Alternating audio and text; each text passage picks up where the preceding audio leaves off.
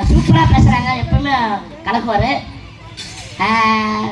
இப்போ பார்த்தீங்கன்னா இப்போ வந்து எப்படின்னா உங்களுக்கு தெரியும், ஒரு பாடலுக்கு எல்லா நடிகர்களும் ஆனா இருக்கு அப்படின்னு பண்ணியிருக்கேன். இப்போ அது கொஞ்சம் மாற்றி விஜய் பாட்டுக்கு எம்ஜிஆர் அண்ணா அப்படி இருக்கும், அஜித் பாட்டுக்கு சிவாஜி அண்ணா அப்படி இருக்கும் அப்படின்னு ஒரு சின்ன கற்பனை பண்ணியிருக்கேன். கண்டிப்பாக அது நீங்கள் ரசிப்பீங்க அப்படின்னு நான் நம்புகிறேன். போடலாமா பாட்டை? ரசிப்பீங்களா அப்படின்னு நான் கேட்குறேன், இவரு கேட்குறாரு.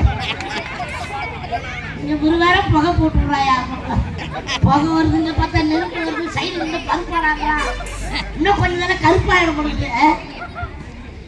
நீங்க வடிவேலுடைய காமெடி நிறைய பார்த்துருக்கீங்களா?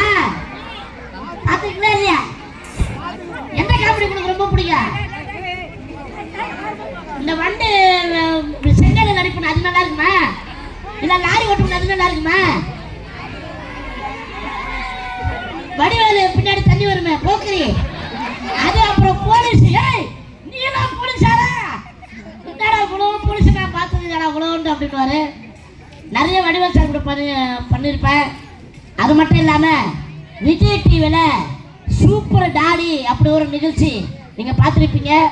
நானும் என் பையன் துரைமுருகனும் அந்த நிகழ்ச்சியில் கலந்துக்கிட்டோம். அதில் நிறைய பேர் வந்து கலந்துக்கிட்டாங்க. மதுரை முத்து, ராமர், நிஷா, இந்த மாதிரி நிறைய அதில் கலந்துக்கிட்டாங்க. அந்த போட்டியில் செந்தில் கணேஷ், ராஜலட்சுமி, இந்த மாதிரி நிறைய அதில் கலந்துக்கிட்டாங்க. ஆனால் விஜய் டிவியில் சூப்பர் டாடி டைட்டில் வின்னரு நான் தான். அதுக்கு வந்து காரணம் எப்படின்னா உங்களுடைய அன்பு ஆதரவு, கடவுளுடைய அருள் அப்படிதான் சொல்லுவேன். உங்களுடைய அன்பு ஆதரவு இல்லாமல் யாருமே ஜெயிக்க முடியாது. சினிமா துறையில் பொதுவாக கலைத்துறையில் அது சின்ன நடிகர் இருந்தாலும் சரி, பெரிய நடிகர் இருந்தாலும் சரி, ரசிகர்களுடைய அன்பு ஆதரவு இல்லாமல் யாருமே பெரிய ஆளாக முடியாது.